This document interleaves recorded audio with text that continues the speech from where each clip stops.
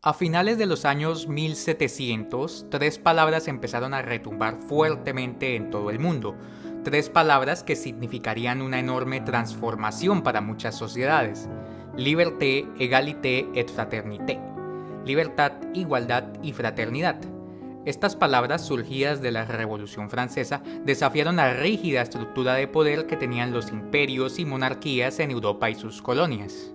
En una colonia del Imperio Español llamada la Nueva Granada, esas palabras retumbarían entre unos señoritos de clase alta, especialmente en un tal Antonio Nariño, quien al ser influenciado por la llamada Era de la Ilustración, sería uno de los primeros en poner al frente las ideas que serían base para el proceso de independencia colombiano. Hoy en Viajeros en el Tiempo veremos la historia de cómo se difundieron estas ideas en ese mundo colonial en crisis, cómo fueron las reacciones y cómo esto moldeó la revolución de los años posteriores.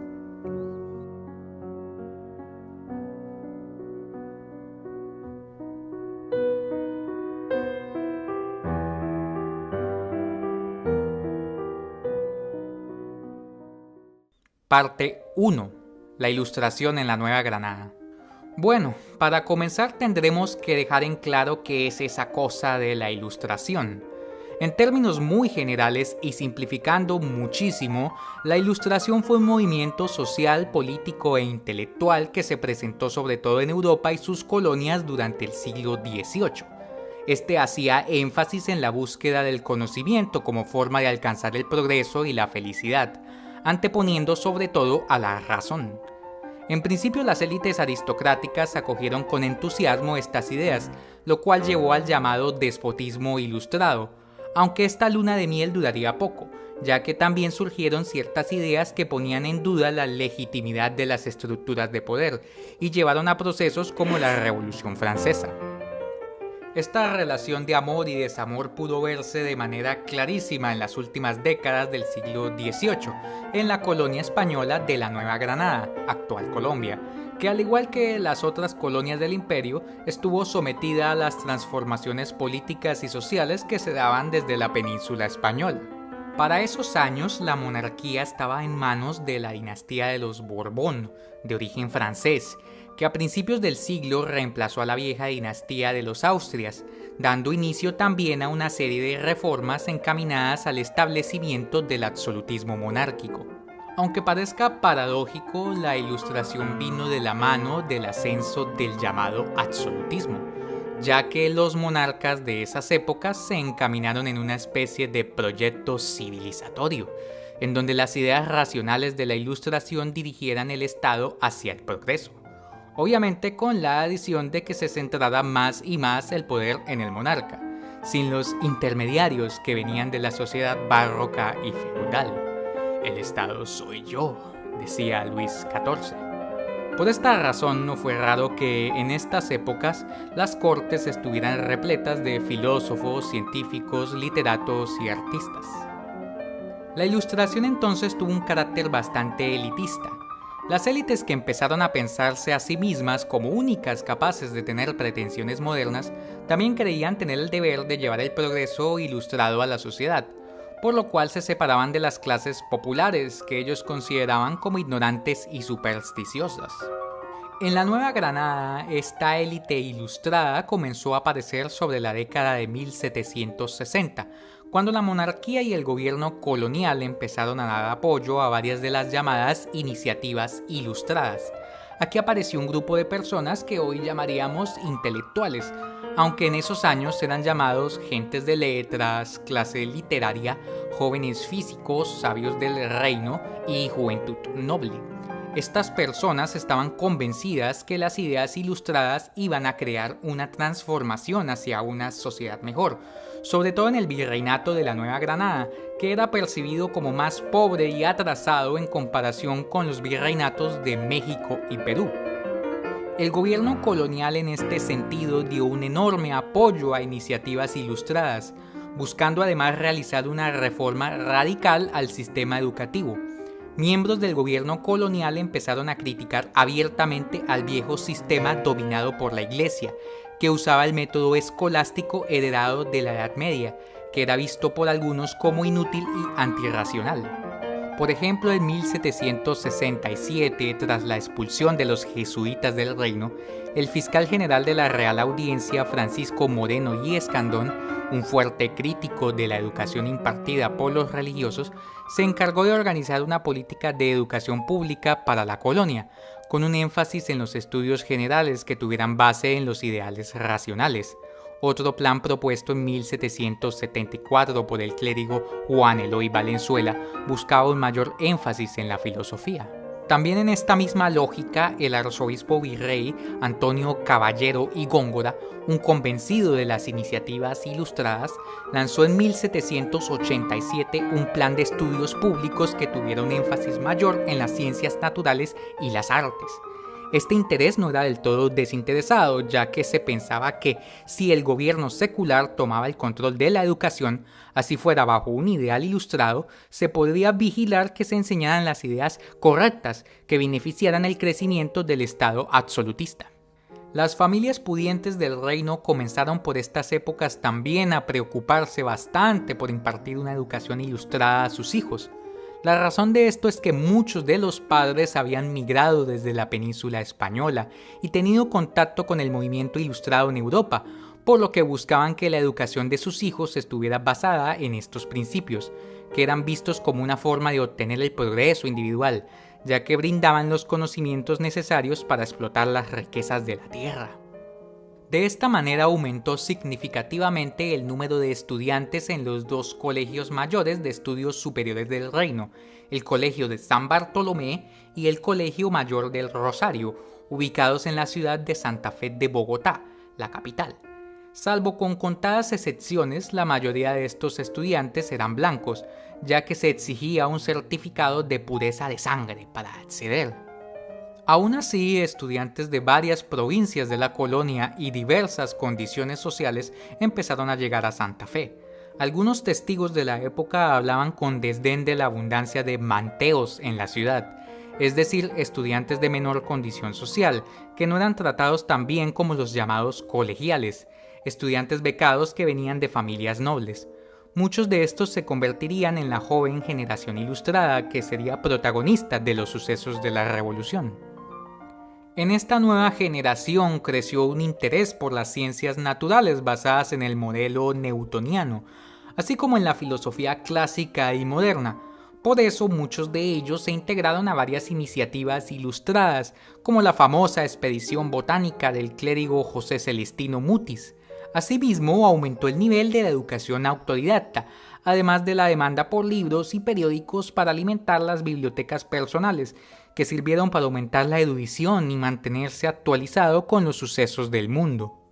Por eso también el papel de la imprenta fue fundamental, ya que podían reimprimirse rápidamente y a gran escala todo tipo de textos y pasquines que ayudaban a la difusión relativamente rápida de las ideas ilustradas.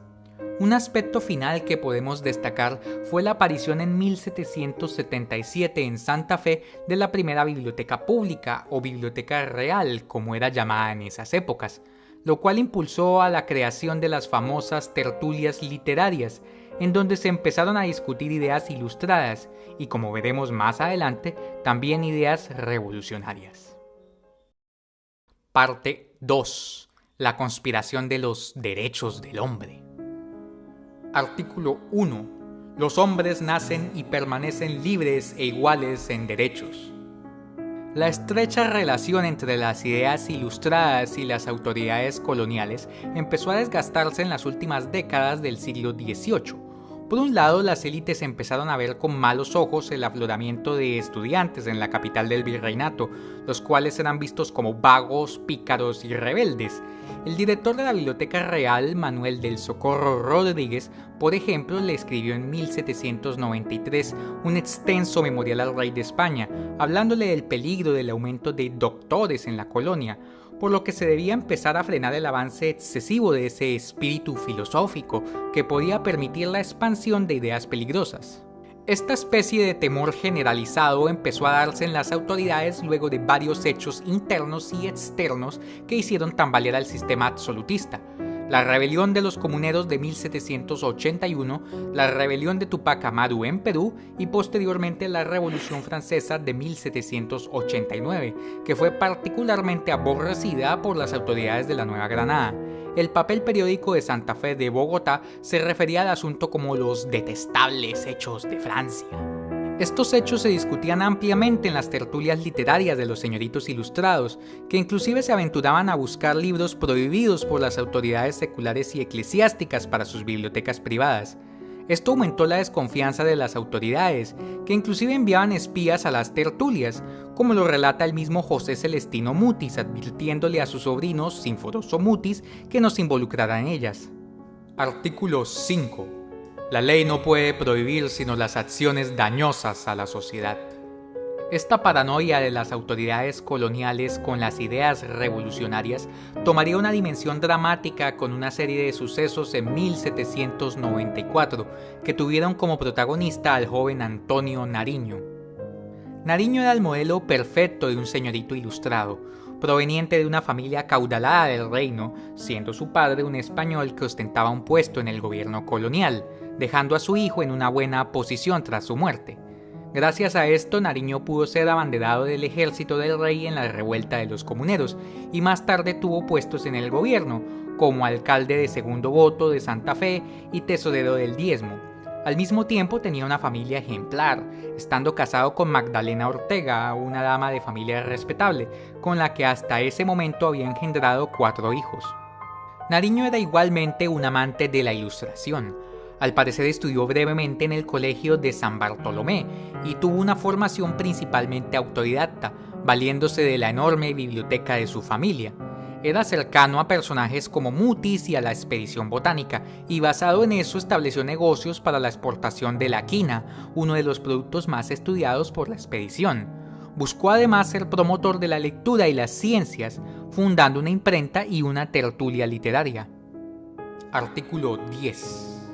Ninguno debe ser inquietado por sus opiniones, aunque sean religiosas. La tertulia que fundó en 1789 se llamó el Arcano Sublime de la Filantropía. Allí se reunía con varios amigos de la élite ilustrada, con quienes discutía temas de ciencia, filosofía, actualidad, literatura e ideas revolucionarias. La sala de reuniones era un monumento a los grandes pensadores ilustrados y clásicos. Allí había retratos de Newton, Platón, Montesquieu, Tácito y Rousseau, entre otros. Llamaba la atención también la presencia de George Washington y Benjamin Franklin. A este le escribió una leyenda en su retrato que decía: «Quitó al cielo el rayo y de las manos el cetro a los tiranos». A la tertulia asistían varios de los que luego se convertirían en los próceres de la independencia, como Camilo Torres, Joaquín Camacho, José María Lozano, Francisco Antonio Sea y Sinforoso Mutis, aunque ninguno de estos pensaba seriamente para ese momento en conspirar contra el gobierno colonial. Quizá la única excepción fue un tal Pedro Fermín de Vargas, un amigo de Nariño y posible asistente de la tertulia, que en 1791 se fugó junto con una tal Bárbara Forero a Europa a conspirar. Se decía también que Nariño se reunía con un doctor francés y contertuliano llamado Louis de Rie, con el que supuestamente tramaba conjuras contra el gobierno. Artículo 15. La sociedad tiene derecho a pedir cuentas a todo agente público de su administración. Por esa época reinaba en la Nueva Granada el virrey José de Espeleta, un peninsular de origen navarro, que personalmente sentía cierta simpatía por las ideas ilustradas, y en cierta forma sería responsable de lo sucedido con Nariño. Para finales de 1793, un capitán de la Guardia Virreinal le prestó a Nariño una copia del tomo 3 de la Historia de la Revolución de 1789, un libro sobre los hechos de Francia, el cual se encontraba en la biblioteca personal del virrey. Nariño se emocionó con el préstamo, dado que el libro contenía completos los 17 artículos de la Declaración de los Derechos del Hombre y el Ciudadano, los cuales procedió a traducir al español y los llevó a su imprenta llamada La Patriótica, en donde publicó unos 100 ejemplares que repartió entre sus amigos. Según lo relataría él mismo después, Nariño tenía la intención de vender los panfletos, dado a que entre sus negocios estaba el comercio de libros. En todo caso, pronto se le advierte del peligro de ser denunciado, por lo que recoge la mayoría de los ejemplares y los destruye. Artículo 11. La libre comunicación de los pensamientos y de las opiniones es uno de los derechos más preciados del hombre. Aún así, la imprudencia de Nariño le costó caro. En febrero de 1794 empiezan las denuncias e investigaciones, siendo primero acusado el doctor de Rie como conspirador. En julio empiezan a llegar denuncias al virrey de planes insurgentes por parte de los estudiantes del Rosario en conjunto con Nariño y otros que supuestamente se estaban contactando con Pedro Fermín de Vargas para fraguar una revolución. En agosto las cosas se pondrían más tensas, ya que aparecieron pegados varios pasquines sediciosos en las paredes de la capital, los cuales tenían un lenguaje confuso, pero se veía que se burlaban de los miembros del gobierno y contenían un verso que supuestamente llamaba a la revolución. Si no se quitan los estancos, si no cesa la opresión, se perderá lo robado, tendrá fin la usurpación. Pocos días después de esto, un oficial del gobierno denuncia haber recibido de Nariño un papel con la copia de los derechos del hombre, lo cual lo pone oficialmente en problemas. El virrey Espeleta es llamado para que regrese precipitadamente de sus vacaciones en Guaduas, dado el peligro de una supuesta sublevación. Allí recibe la confesión del capitán que había entregado a Nariño el libro con la copia de los derechos. Adicional, se acusa a Nariño de haber organizado la repartición de los pasquines en conjunto con unos estudiantes del Rosario. Ante un inminente arresto, Nariño saca todos sus libros de la casa y los lleva a un convento para esconderlos, pero al poco tiempo son encontrados. El 29 de agosto, el oidor Joaquín Mosquera realiza junto con el ejército una requisa de la casa de Nariño. De allí va a la imprenta Patriótica, que es clausurada, y se toma preso al impresor Diego Espinosa de los Monteros. Nariño también es apresado esa misma noche. Artículo 9. Todo hombre es presumido inocente hasta que se haya declarado culpable. La ley es inflexible con los arrestados. A pesar de que el virrey Espeleta se burla del asunto y lo considera un juego de muchachitos, las demás autoridades arremeten con fuerza contra los acusados. Nariño es interrogado y juzgado y se le embargan todos sus bienes. La mayoría de los abogados se rehúsan a defenderlo, incluyendo su contertuliano Camilo Torres. Solamente un abogado de nombre José Antonio Ricaurte accede, pero es arrestado también al final. Nariño es condenado a 10 años de prisión en los calabozos de África y es enviado a España en enero de 1796, junto con varios de sus compañeros, entre los que estaban Sinforoso Mutis, el sobrino del sabio, el botánico Francisco Antonio Sea y el doctor Louis de Rie. Parte 3. Las consecuencias. Las consecuencias directas de los hechos de 1794 fueron relativamente severas para Antonio Nariño, quien logró fugarse al llegar al puerto de España, pasando de allí a vagar un tiempo por Europa, reuniéndose con ilustrados y conspiradores que estaban viviendo en el continente. Al regresar a la Nueva Granada sería apresado varias veces, hasta involucrarse de lleno en el proceso de independencia. Los demás compañeros apresados no tuvieron penas tan severas, siendo la mayoría liberados al poco tiempo, regresando varios a América. La mayoría también se involucró de manera posterior al proceso de independencia. Es fácil pensar que la Ilustración fue la base absoluta del proceso de independencia, tanto en la Nueva Granada como en el resto de las colonias. Pero como con casi todo en la historia, hay varios matices y tonos grises que no se ajustan a un modelo absoluto y evolucionista de las cosas. La idea de la Ilustración como base de la naciente conciencia política criolla nació desde el siglo XIX, con personajes como el escritor José María Vergara, que defendían esta idea. Pero más recientemente, historiadores como Renan Silva han argumentado que, aunque la Ilustración fue una base para el proceso independentista, también es cierto que hubo un ideario no ilustrado, como la ideología atomista o el pensamiento jurídico barroco, que por sí rechazaban el absolutismo ilustrado de la dinastía de los Borbones. A pesar de esto, puede decirse que la Ilustración y el ideal de los derechos del hombre tuvo un enorme impacto dentro de la sociedad colonial, aún siendo un movimiento de carácter elitista, que duró más bien poco, que fue suprimido por las autoridades y luego tuvo a varios de sus representantes fusilados durante las guerras de independencia. Y no deja de ser un poco admirable ese idealismo, que aún con sus múltiples problemáticas y contradicciones, soñaba con un mundo mejor para todos. Bueno amigos, y con eso concluimos el video del día de hoy, el primero del 2022. Espero les haya gustado y como siempre dejen los comentarios sobre qué tema de la historia de Colombia les gustaría que habláramos en futuros videos. Como siempre no olviden suscribirse y activar la campanita para las notificaciones y también seguirnos en redes sociales. Nos veremos muy pronto para un nuevo viaje en el tiempo.